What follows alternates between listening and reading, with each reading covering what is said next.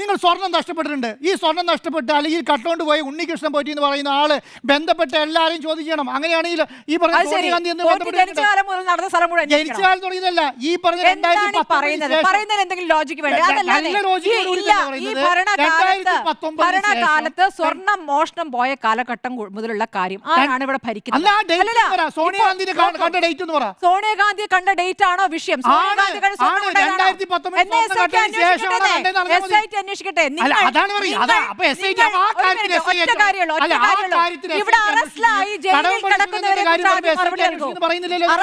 ജയിലിൽ കിടക്കുന്നവരെ കുറിച്ച് മറുപടി പറയാതെ പോറ്റി പോയ വഴി കണ്ടുപിടിക്കാൻ നടക്കുന്നതിൽ വളരെ മോശമാണ്. ഇതിലാദ്യം മറുപടി പറഞ്ഞിട്ട് പറയാം. അല്ലല്ല, നിങ്ങൾ ആദ്യം അറസ്റ്റിൽ ജയിലിൽ കിടക്കുന്ന ആളുകളെ കുറിച്ച് ആദ്യം ഒരു ക്ലാരിറ്റി ഇല്ല.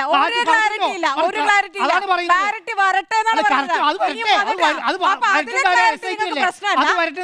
പോറ്റി പോയ വഴികൾ അല്ലല്ല, അത് വരുത്തേണ്ട ആളാരാ? SIT ആണ്.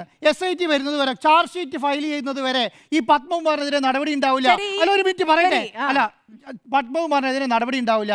ആ നടപടി ഉണ്ടാവണമെങ്കിൽ പത്മകുമാർ എന്തെങ്കിലും ചെയ്തോന്ന് ഈ പറയുന്ന കുറ്റപത്രത്തിലുണ്ട് ഈ നടപടി എടുക്കുമെന്ന് പറഞ്ഞ പാർട്ടിയാണ് അല്ലേ?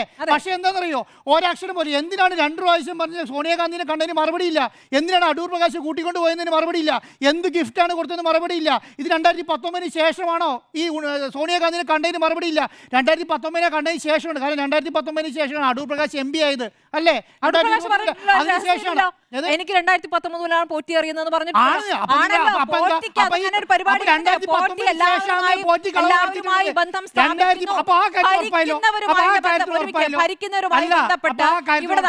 നോക്കൂ, ശബരിമലയിൽ നിന്നാണല്ലോ സ്വർണം.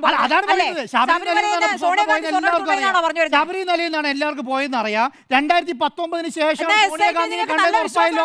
അത്രയും പറഞ്ഞാൽ മതി. അല്ല, 2019 ശേഷമാണ് സോണിയാഗാന്ധിനെ കണ്ടത് ഉറപ്പായോ? അല്ല, അതാ പറയാം, 2019 ശേഷമാണ് സോണിയാഗാന്ധിനെ കണ്ടതെന്ന് ഉറപ്പായല്ലോ. അപ്പൊ അന്ന് അത് എന്തിനാ കണ്ടതെന്ന് പറഞ്ഞാൽ മതി. 2019 മുമ്പുള്ളത് വിട്ടോളൂ.